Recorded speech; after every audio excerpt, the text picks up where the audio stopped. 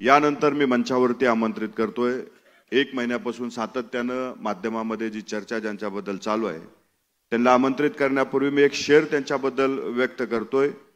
मुश्किलें जिंदगी में सबको करती है तंग, मुश्किलें जिंदगी में सबको करती है तंग, जीत जाते हैं वो जो हिम्मत रखते हैं संग। मी आमंत्रित करतोय राज्याचे अन्न नागरी पुरवठा मंत्री नामदार धनंजय मुंडे साहेब यांना की त्यांनी या ठिकाणी आपलं मार्गदर्शन करावं।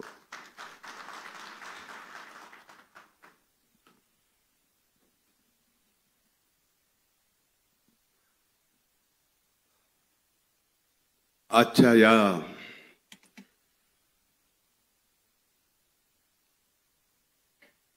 अजित पर्वाच्या नवसंकल्प शिबिरास उपस्थित आपले राष्ट्रीय अध्यक्ष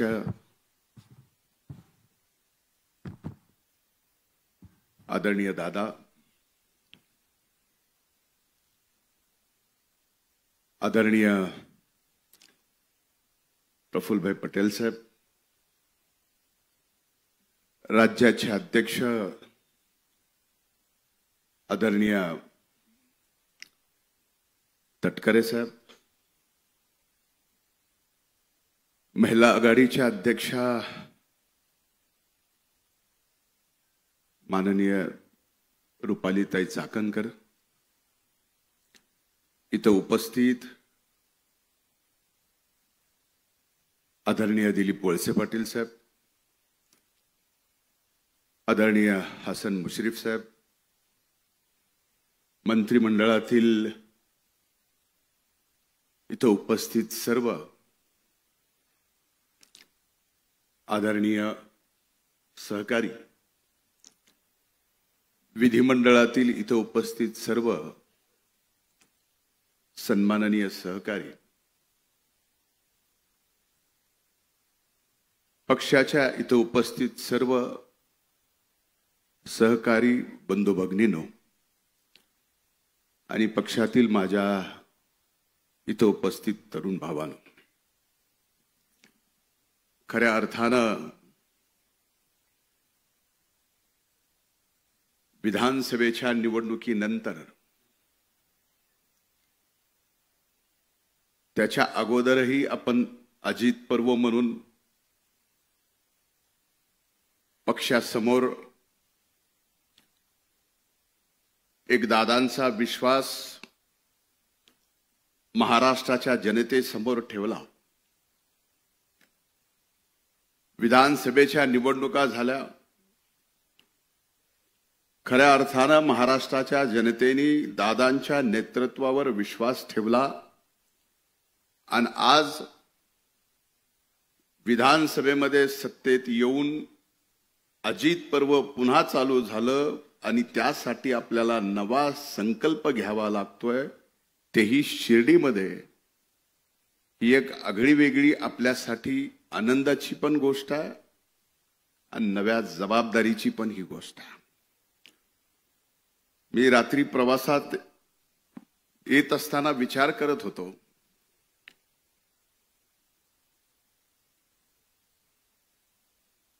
की शिर्डीच्या या बाबांच्या पवित्र भूमीमध्ये ज्यांनी शिकवण श्रद्धा आणि सबुरीची दिली आहे, आपल्या पक्षाने सुद्धा 17, 18, 19 तारखेला या बाबांच्या पवित्र भूमीमध्ये श्रद्धा आणि सबुरीची शिकवण देत असताना काही दिवस अगोदर भारतीय जनता पार्टीने सुद्धा त्यांचं राज्याचं अधिवेशन याच साईबाबांच्या पवित्र भूमीत ठेवलं। तिथं सुद्धा बाबांची तीच शिकवण होती, श्रद्धा आणि सबुरी। सांगायचा मुद्दा एवढाच आहे, महायुतीत सत्तेत आपण आहेत, सत्तेतल्या 2 पक्षांनी शिर्डीमध्ये बाबांच्या या पवित्र भूमीत जिथं श्रद्धा आणि सबुरी शिकवली जाते, तिथं सत्तेत आल्यानंतर पक्षावर निश्चिम श्रद्धा ठेवावी लागते आणि पक्षाच्या नेतृत्वात विश्वास ठेवून सबुरीची शिकवण सुद्धा अंगी घ्यावी लागते. कदाचित हेच कारण असू शकतं म्हणून या शिर्डीच्या बाबांच्या दरबारात आज राष्ट्रवादी काँग्रेस पार्टीचं अजित पर्व एक नवसंकल्प आपल्याला हाती घेण्यासाठी या शिबिरात बोलवलेला. खरं तर मी अनेकदा दादांच्या बाबतीमध्ये पक्षाच्या विचारांच्या बाबतीमध्ये मी बोलत आलेलो आहे. माझ्यापेक्षा अनेक मान्यवर राष्ट्रवादी काँग्रेस पक्षामध्ये मी या पक्षात यायच्या अगोदरपासून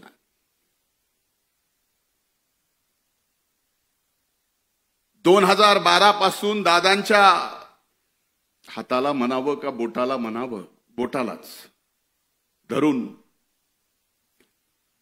राष्ट्रवादी काँग्रेस पार्टीच्या दादांच्या पाठीमागे निघालो. त्यावेळेस भारतीय जनता पार्टीचा मी विधान परिषदेचा आमदार होतो.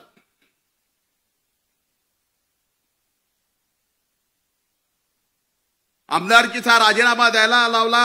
राष्ट्रवादी काँग्रेस पक्षाकडून मला आमदार केलं. ती 2013 ची गोष्ट. 2014ला महाराष्ट्रात विधानसभेच्या निवडणुका झाल्या आणि आपलं आघाडीचं त्यावेळेसचं सरकार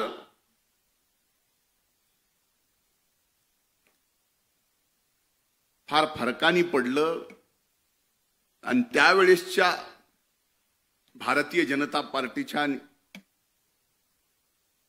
सरकार आला. मला माहित नाही माझ्या त्यावेळेस माझ्यासाठी पक्ष म्हणजे त्यावेळेस दादानी मला माझ्यात काय पाहिलं आणि माझ्यावर विधान परिषदेच्या म्हणजे वरिष्ठ सभागृहाच्या विरोधी पक्ष नेतेपदाची जबाबदारी अतिशय कमी वयात माझ्या खांद्यावर टाकली. दादा म्हणूनच हा धनंजय मुंडे अजित पर्वच्या नवसंकल्पाच्या या शिबिरात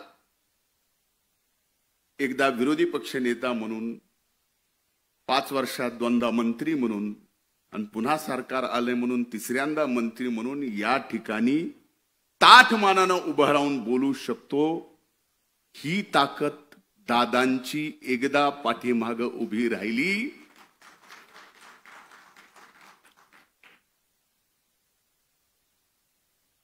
आता सूरज बोलत बोलत म्हणला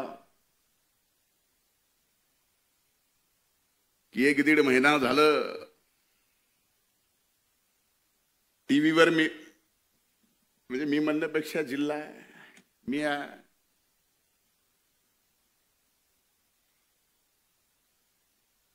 सूरज नाम है इसीलिए तो बदनामी पीछे है. नाम ही नहीं होता तो बदनामी थोड़ी होती. पण एक निश्चित सांगतो, आदरणीय तटकरे साहेब साक्षीदार आहेत.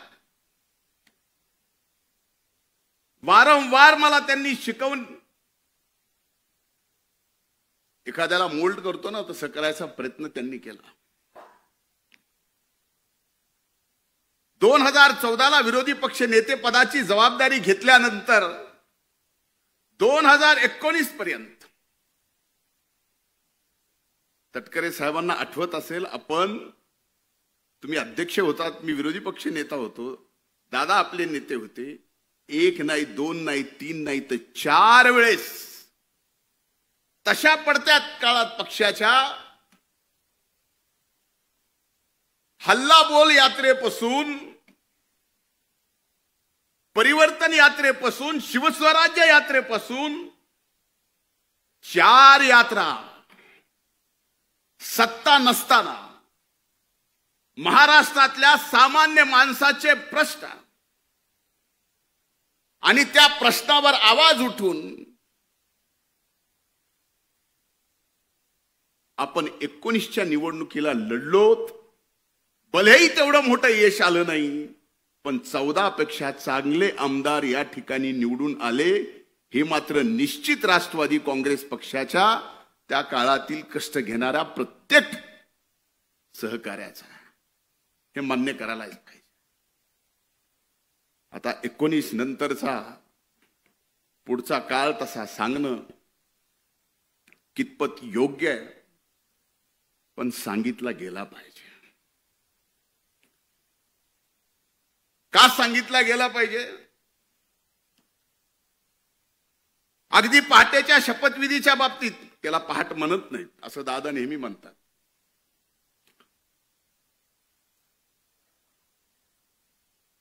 पण कदाचित त्याच्या शपथविधीच्या अगोदर साहेब आपण पण साक्षीदार आहे. मी दादांना विनंती केली होती. आज स्पष्टपणाने बोलतो, कधीही बोललो नाही, कारण इथं फक्त आणि फक्त राष्ट्रवादी काँग्रेस पक्षाचे दादांचे एकनिष्ठ सहकारी आहेत म्हणून मी हे बोलायची हिंमत ठेवतो. त्यावेळेस मी म्हणलं होतं दादांना, तटकरे साहेब आपण साक्षीदार असाल तर हो म्हणा, शपथ घेऊ नका. का म्हणलो होतो? काही गोष्टी कळाल्या होत्या, त्या नम्रपणे दादांच्या पायी माझं डोकं ठेवून जे तटकरे साहेबांनी बघितलं की म्हणलं दादा आपला घात होतोय. दादानी माझ्या डोक्यावर हात ठेवून म्हणले असला घातभीत काय होत नसतो, पण शेवटी व्हायचं ते झालंच. त्यावेळेसपासून आपल्या या दादांना विलन आणि खलनायक ठरवायचं षडयंत्र त्यावेळेसपासून चालू होतं. आज हे मी बोललो तर कुणाला कदाचित माहित नाही मधल्या काळात,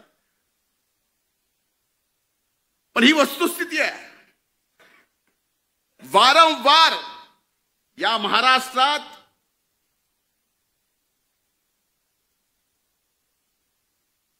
आदरणीय पवार साहेबांच्या नंतर महाराष्ट्रात राष्ट्रवादी काँग्रेस पक्ष प्रामाणिकपणानं पुढे आणण्यासाठी, आणि तो पक्ष पुढे आणण्यासाठी नाही तर ती ताकद म्हणून, आणि ती ताकद महाराष्ट्रात सत्तेत म्हणून आणायचा प्रयत्न जर इमानदारीनं कुणी केला असेल तर आदरणीय दादांनी केला. हे नम्रपणानं मला या ठिकाणी आपल्या सर्वांच्या समोर सांगावंसं वाटतं.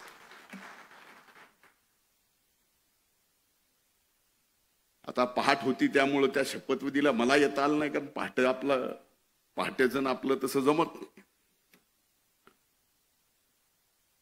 पण घेणं एक ना घेणं दोन, शिक्षा मात्र मला झाली. ही मान्य करता का नाही? माग कुणी जरी हो म्हणत नसलं तर माग शेखर भाऊ हो म्हणतायत.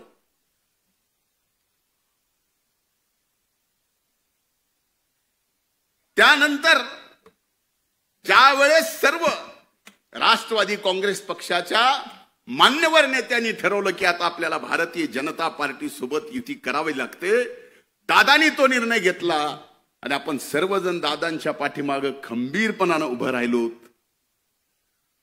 आणि आज खऱ्या अर्थानं अनेक वर्षापासून असा विश्वास एकट्या दादावर असता तर एकट्या राष्ट्रवादी काँग्रेस पक्षाने या महाराष्ट्रात सत्ता दादांच्या नेतृत्वाखाली आणली असती. पण वारंवार दादाच्या चांगल्या कामाला खलनायक ठरवायचं काम करण्यात आलं, त्याचमुळे हे घडलं नाही. लोकसभेची निवडणूक झाली. लोकसभेच्या निवडणुकीत दारुण पराभव झाला. मला अनेक जण त्या राष्ट्रवादी पक्षाचे जुने जाणते नेते येऊन म्हणतात, तू कशाला रे लोकसभेला कोयनीच्या प्रचाराला आला? त्याच्यामुळं तुला आता बघ विधानसभेत काय होते. जे व्हायचंय ते होईल. मला पक्षाने सांगितलं जा तिथं सभा घे. सभा घेतल्यानंतर त्याचा परिणाम माझ्यावर काय होईल याचा विचार करणारा एवढ्या हलक्या काळजाचा मी राष्ट्रवादीचा आणि दादाचा कार्यकर्ता नाही.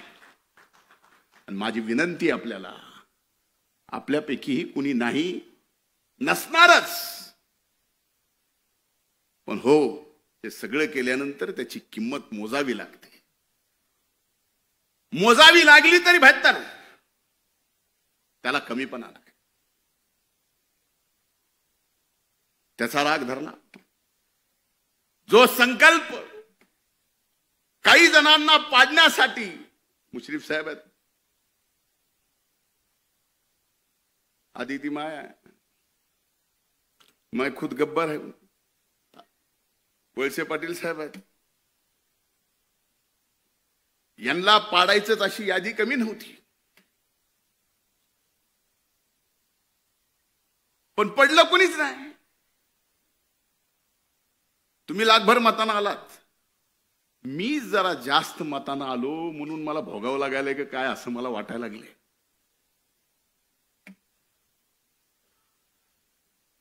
पण ही वस्तुस्थिती आहे. काही जणांनी आता खरं खरं उघडं पडलंय. पण दादा एक निश्चित सांगतो, माझ्यावर तुम्ही विरोधी पक्ष नेते पदाची जबाबदारी दिली, तो काळ तुम्ही बघितला की एक विरोधी पक्ष नेता सुद्धा राज्याच्या मुख्यमंत्र्याला काही मुद्द्यावरती खाली वाकवू शकतो. तुमच्या डोळ्याने तुम्ही ते पाहिलं. सामाजिक न्याय मंत्री पद दिलं, मी म्हणत नाही की तो माझ्यावर अन्याय होता, तोही मी न्याय म्हणून स्वीकारला. आणि एवढे चांगले निर्णय घेतले की शेवटी तुम्ही मला म्हणायला लागलात की अरे हे सामाजिक न्याय विभाग जास्त पळवू नको, कारण ते विभाग जास्त पळाला की सरकारला सुद्धा त्या स्पीडनं पळवावं लागतं. इकडे लाख 2 लाखाचा एखादी योजना विद्यार्थ्यांना काढली की इकडे अनेक विभागाच्या त्या योजना त्या विभागाला काढावं लागायच्या. अरे ज्या जातीपातीवरती गावाची नावं होती, ती महाराष्ट्रातली जातीपातीची गावाची नावं बदलण्याचं काम सुद्धा दादा तुमच्या नेतृत्वाखाली तुमच्या एका कार्यकर्त्याला सामाजिक न्याय मंत्रीपद दिल्यानंतर ते करता आलं. कृषी मंत्र्याची जबाबदारी दिली कोकाटे साहेब. फार चांगलं खातंय काम करायला, विभाग फार चांगला आहे. आपण सकाळी चांगलं काम करतो, खरंच चांगलं काम. आपण जिम्मेदारी दिली दादा, 1 रुपयात या देशात 1 रुपयात पहिलं राज्य आहे, ज्या राज्यात पहिलं राज्य आहे महाराष्ट्र, ज्या राज्यात 1 रुपयामध्ये पीक विमा योजना आणली. आज त्या पीक विम्याच्या बाबतीमध्ये सभागृहात दादा तुमच्या सगळ्यांच्या समोर पीक विम्याच्या बाबतीत आरोप झाले की ज्या 1 रुपयाच्या पीक विम्यामध्ये 11,000 कोटी रुपये पीक विमा कंपनीला या महाराष्ट्राच्या शेतकऱ्याला द्यावे लागले. हे रेकॉर्डवर आहे, मी सांगत नाही, पण तरी आरोप होतात. अनेक गोष्टीचे आरोप होतात. चिंता ही नाही की आरोप विरोधातले करतात, चिंता ही आहे दादा नवसंकल्प करताना की आरोप महायुतीतले करतात. चिंता तो इस बात की है. आज धनंजय, आज मी गटलोय म्हणून मला, उद्या अनेक जण आहेत ते गटलेत म्हणून त्याला, पण पक्ष म्हणून आमच्या सारख्याला दादा काही नको. आम्ही इथं सगळेच कुणाशीही लढू, कुणाशीही खेटू, परवा नाही. तुम्हाला माहिती आहे, आपल्यापैकी अनेक जणांना माहिती आहे, त्या स्वर्गीय मुंडे साहेबांच्या विरोधात कुणी बोलायला आणि लढायला त्यावेळेस तयार नव्हतं. दादा फक्त तुम्ही माझ्या मागं होतात म्हणून त्या परळी वैद्यनाथ मतदारसंघात 14ला हरलो असेल, 19ला दादा पक्ष सत्तेत आला नाही, पण परळी विधानसभा मतदारसंघ कधी कुणी विचार केला नव्हता राष्ट्रवादी काँग्रेस पक्षाच्या घड्याळावर निवडून येईल. दादा आणून दाखव. बळ दिल्यानंतर आणि आपल्या मागे नेता आहे हे बघितल्यानंतर अनेक जण एव्हरेस्ट सारखा डोंगर सुद्धा चढून तिथं आपल्या पक्षाचा झेंडा लावू शकतात. हे एक उदाहरण द्यायचं म्हणून मी परळीचं दिलंय. समजू नका की मी काय दिवे लावलेत ते, असं बिलकुल नाही. वस्तुस्थिती आहे. अनेक गोष्टी सांगितल्या पाहिजे. आज एकीकडं ह्या सगळ्या परिस्थितीमध्ये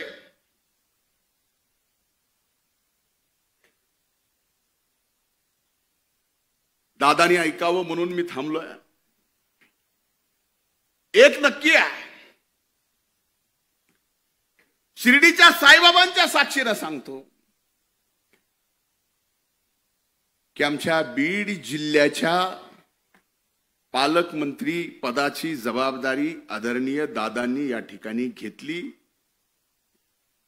अतिशय आनंदाने मी या ठिकाणी सांगतो, तो आनंद या ठिकाणी व्यक्त करतो आणि जिल्ह्यात दादा आपलं स्वागत आहे करतो.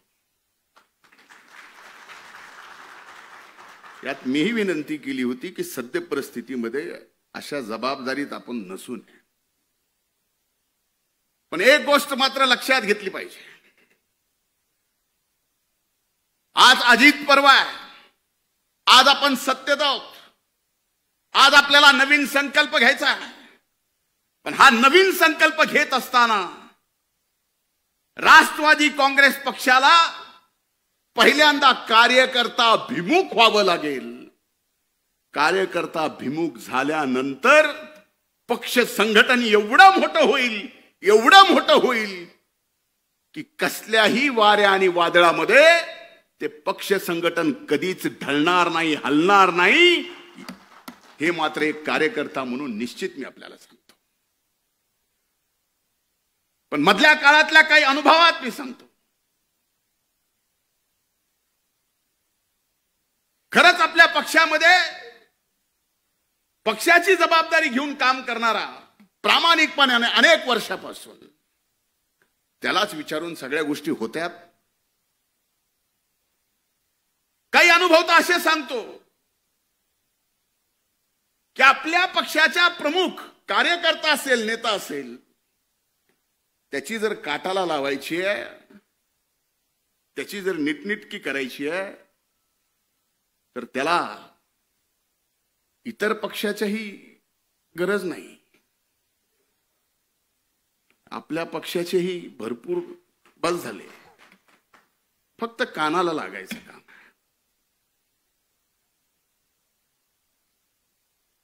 यानी काय होणार आहे? जे दादा तुमच्यासारख्या एका नेत्याने माझ्यासारखा कार्यकर्ता घडवला, भले आज लोक मला नेता समजत असतील, पण माझ्यातला कार्यकर्ता मी मरेल, पण माझ्यातला कार्यकर्ता मी कधीच मरू देणार नाही.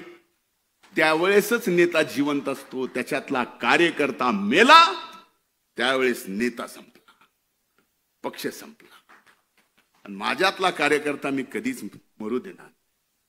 आज अनेक जण लोकसभेच्या प्रचाराचा मी विषय बोलत नाही, पण विधानसभेच्या प्रचारात मला सगळीकडून घेरला असताना मला अभिमन्यू करायचा प्रयत्न केला होता. पण विधानसभेच्या अगोदरच मी सांगितलं होतं की मी अभिमन्यू नाही, मी धनंजय आहे. पण आपल्यापैकी अनेक जण आहेत की हे काम करत असताना सुद्धा आपल्या सगळ्यांच्या प्रचाराला मी इमानदारीने आलो आणि जेवढं कठोर ज्या पद्धतीने बोलायचं, कोकाटे साहेब आपणही इथं आहात, अनेक जण आहेत. बाबासाहेब पाटील फॉर्म भरायच्या दिवसात लामटे साहेबांच्या गेलो, अगदी उद्या मतदान आहे, आदल्या दिवशी इथं विजयराजे पंडित साहेब असतील, त्यांच्यासाठी गाव टू गाव फिरलो मी. माझ्या मतदारसंघात फक्त 5 गावात गेलो होतो. मग ह्या अशा काम करणारा, फक्त नावाला नेता पण काम करणारा माझ्यासारखा कार्यकर्ता ज्या वेळेस कुठल्या तरी एका कारणाने फक्त मला टार्गेट करायचंय, त्याला कारण काय हे आपल्याला माहिती आहे.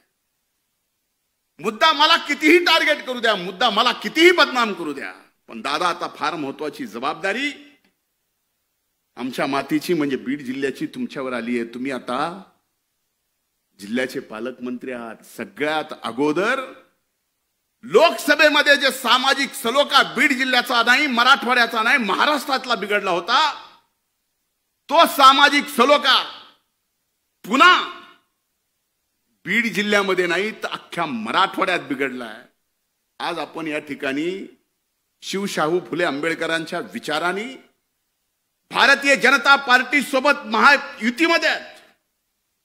भारतीय जनता पार्टीला सुद्धा शाहू फुले आंबेडकरांच्या विचाराचा काही अडचण नाही, त्यांनी सुद्धा आपल्याला घेतलाय. पण एक गोष्ट विचारली पाहिजे की उभ्या महाराष्ट्रामध्ये किती ओपनच्या जाग्यावर किती ओबीसीचे माणसं नोकरी करतात, कोण कर्मचारी, कोण ड्रायव्हर आहे, कोण शिपाई आहे, कोण अधिकारी आहे. याच्यावरती जर उघड आकृती बंद जर जाहीर होऊ लागला आणि त्याच्या चर्चा मात्र सबंध महाराष्ट्रात होऊ लागल्या, तर खरंच का आपण शिवशाहू फुले आंबेडकरांच्या विचाराचे आहोत असे प्रश्न आम्हाला विचारले जातात. पावला पावलावर प्रश्न आमचे विचारले जातात. याच्यापेक्षा तुम्हाला दादा माहिती आहे, प्रशासन तुमच्या हातून जेवढं मजबूत होतो तेवढं कुणाच्याच नाही. कधीतरी तुम्ही सुद्धा अगदी वरिष्ठ प्रशासनाच्या सर्वांना विचारा की हे जे चाललंय हे बरोबर आहे. यानी या महाराष्ट्रातला सामाजिक सलोखा व्यवस्थित राहणार आहे. यामुळे शिवशाहू फुले आंबेडकरांचा विचार घेऊ एकमेव आपला पक्ष जो इमानदारीनं, निष्ठेनं, यांच्या निष्ठेचं काम जे आपण हाती घेतलंय ते करतोय, ते खरंच पुढे आपण घेऊन जाणार आहोत का? कदाचित ह्या गोष्टी माझ्या तुम्हाला मिनिटासाठी लागतील, पण लागू द्या. मैं आईना हूं, आईना दिखाऊंगा जो. पण ही वस्तुस्थिती आहे. कसं तरी लोकसभेच्या निवडणुकीनंतर सामाजिक सलोखा या महाराष्ट्रात विधानसभेच्या निवडणुकीनंतर बदलला, पण पुन्हा कुठलं तरी कारण काढायचं. हो, बीड जिल्ह्यामध्ये मस्साजोगचे आमचे सरपंच संतोष देशमुख यांची निर्गुण हत्या झाली. ज्यांनी गेली ती गुन्हेगार, त्या कृत्याचं कुणीही समर्थन करू शकत नाही. आणि ज्यांनी केले असेल त्यांना फासावर लटकवलंच पाहिजे. आज प्रत्येक जाती धर्मात 5-10% गुन्हेगार आहेतच. कुणी उठून सांगावं की हो माझी अशी जात आहे, हो असा माझा धर्म आहे, एकही गुन्हेगार सापडणार नाही. सांगावं.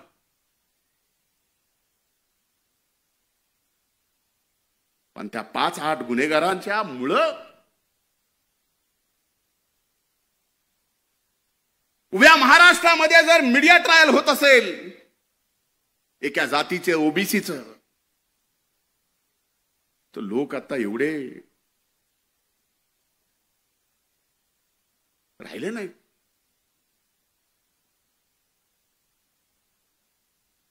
बीडचा बिहार,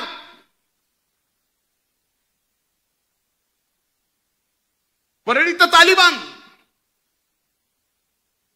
आम्हाला दुःख होत नाही. आमचा बीडचा बिहार अर्ध्याच्या वर 6 महिने ऊस तोडायला तुमच्याकडे असतो, त्याचा बिहार केला जातो. आणि कुणी महायुतीतल्या आणि आपल्या पक्षातल्या लोकांनी. परळीला तालिबान केले जातं, जे परळी 12 ज्योतिर्लिंगापैकी पंचम स्थान असणारं, 5वं स्थान असणारं परळी वैद्यनाथाचं ज्योतिर्लिंग आहे. दादा काही दिवसानं शिवरात्री आहे. लाखो भाविक या देशातले तिथं दर्शनाला येतात. अशा मीडिया ट्रायलनी, अशा सगळ्या एका गावाला, एका जिल्ह्याला बदनाम करून अशा जर गोष्टी होत असतील, ह्याच्यातलं नुकसान कुणाचं आहे? भले आम्ही राजकारणात राहू नाही, संपू, पण पिढ्याना पिढ्या पुढच्या तुम्हा आम्हाला कधीच विसरणार नाहीत. ही काय करून ठेवते? माझी हात जोडून त्या बाबतीतली विनंती आहे. अरे आमच्यासारखे माणसं लढणारे, मला माहिती आहे दादा कुठल्या कुठल्या प्रसंगात, माझ्या वाईट प्रसंगात या पक्षाने माझ्या मागे उभं राहिले. मी ते कधीच विसरू शकत नाही, मरेपर्यंत विसरू शकत नाही. मेल्यानंतर माझी अग्नी दिली तर त्या अग्नीतला धूर सुद्धा तुमच्या उपकाराची परतफेड करू शकत नाही दादा, मला माहिती आहे. असे प्रसंग कुणावर आले नाहीत, आणि असे प्रसंग कुणावर आले तर आमच्यासारखे कार्यकर्ते सुद्धा कुठं थांबले नाहीत. कुणी अंगावर आलं तर आम्ही सुद्धा आमच्या नेत्यासाठी शिंगावर घ्यायचं कमी केलं नाही. आत्ताच्याच प्रसंगात एक गोष्ट तुमच्या सगळ्याच्या समोर आली की मी मुंबऱ्याला नजीब मुल्लाच्या प्रचाराला का आलो, म्हणून ते सगळं चाललंय. ह्या सगळ्या गोष्टीचा विचार होणं आवश्यक आहे. आमच्या सारख्यानं एक लहान मतदारसंघ ज्यावेळेस पक्षासाठी बांधला, लहान, ज्या गावामध्ये दादा तुमच्या हाताला हात धरून तुमच्या सोबत आलो, त्यावेळेस त्या गावात आम्ही ज्यावेळेस दगड खाल्ले, 5 वर्ष लागू दिले नाही, तुमचा फोटो लावून त्या गावात ग्रामपंचायत राष्ट्रवादी काँग्रेस पक्षाची आणली. का? माग बघितलं की आम्हाला लक्षात यायचं दादा आहेत. बस कधी कधी आमच्या सारख्याला आता वाटायला लागले, माग बघितल्यावर कोण आहे, आम्हीच दचकायला लागलो. पण आता ही वेळ नाही. सांगायचा हेतू एवढाच आहे, मी आपल्यापेक्षा अनुभवाने प्रचंड लहान आहे. कधी कुणाला वाटतं मी सिरियस नाही. चुका काढायच्याच ठरल्या, टीकाकार व्हायचंच ठरलं तर माझ्यासारखं टीकाकार कुणीच होऊ शकत नाही. प्रत्येकाच्या अंगी आहेत, माझ्या असू शकतात. पण आज जर दादांच्या अथक परिश्रमातून, आपल्या सर्व मान्यवराच्या अथक परिश्रमातून पुन्हा महायुतीत आपण सत्तेत आलो असोल, आणि आपल्याला जर नवसंकल्प हाती घ्यायचा असेल तर कार्यकर्त्याला ताकद देताना त्या कार्यकर्त्यावर तेवढाच विश्वास सुद्धा ठेवला पाहिजे जेवढा विश्वास आमच्या नेत्यावर. अविश्वासाने मजबूत संघटन उभं राहू शकत नाही, राहू शकत. आणि एकदा का विश्वास टाकला, मी आपल्याला सांगतो, तुमच्यासाठी, आपल्यासाठी अजित पर्व हे आत्ता चालू झालेलं असेल. आम्ही अनेक वर्षापासून स्वप्न पाहतोय. जसा दादांच्या सोबत आलोय तसा नवसंकल्प आपण काय घेऊन जातोय. माझ्या दृष्टीने आपण पक्ष महाराष्ट्रात मजबूत करणार, नोंदणी करोडाची करणार. ती कशी काय हे सगळं आपल्याला माहिती आहे. पण आजची राजकीय परिस्थिती पाहिली आणि येणाऱ्या 5 वर्षानंतर आपण जर येणाऱ्या 5 वर्षाच्या राजकीय परिस्थितीचा आजपासून अंदाज बांधायला लागलो तर हो, नक्कीच या महाराष्ट्रात दादांच्या नेतृत्वाखाली हा राष्ट्रवादी काँग्रेस पक्ष 1 नंबरचा पक्ष होऊ शकतो. माझं आज हे बोलणं कदाचित तुम्हाला काही पण बोलायला असं वाटतं होऊ शकतो. आणि त्याची पहिली परीक्षा काय? आता आदरणीय मुश्रीफ साहेबांनी सांगितलं, पावसाळ्याच्या आत महानगरपालिका, नगरपालिका, पंचायत समिती, जिल्हा परिषदेच्या निवडणुका आहेत. पक्ष कधी आमदारकी खासदारकीसाठी कुठल्याच कमी पडला नाही. पण आज पक्षाच्या वतीनं मी आपल्याला सांगतो की या नगरपालिकेच्या, महानगरपालिकेच्या, पंचायत समितीच्या, जिल्हा परिषदेच्या तुमच्या निवडणुकीला सुद्धा हा पक्ष कुठंच कसाच कसल्याच अर्थानं कमी पडणार नाही. पण आपल्याला जिंकायचंय हा नवसंकल्प आहे पहिला. आणि ह्याच्यात आपली ताकद दिसली तर पुढे बघा सर्व गोष्टी. मला इशारा आला, इशारा एक ही जन मुझे दे सकता है, मतलब मैं समझ सकता हूं. देने वाले तो बहुत देते, लेकिन समझने वाले को समझना तो चाहिए. बहुत वक्त बाद की माफी चाहता हूं. घड्याळ तेच, वेळ नव्हे. त्यामुळे माझी आज या अजित पर्वाच्या नवसंकल्प शिबिरामध्ये मला बोलायला परवानगी दिली त्याबद्दल पक्षाचे मी हृदयपूर्वक आभार. आणि दादा एक शब्द देतो पक्षासाठी, मी एक निष्ठावंत कार्यकर्ता आहे. माझी जडणघडण कार्यकर्त्यातून झालेली आहे. उद्या तुम्ही माझ्यासारख्यावर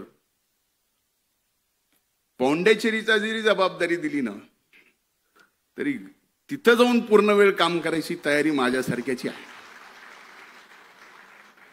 त्याच्या बाबतीत काही म्हणजे मी काही जरी म्हणत असलो तर ही वस्तुस्थिती, कारण हे मी डोळ्यात डोळे घालून आपल्या पक्षाच्या सर्वांच्या समोर बोलतोय.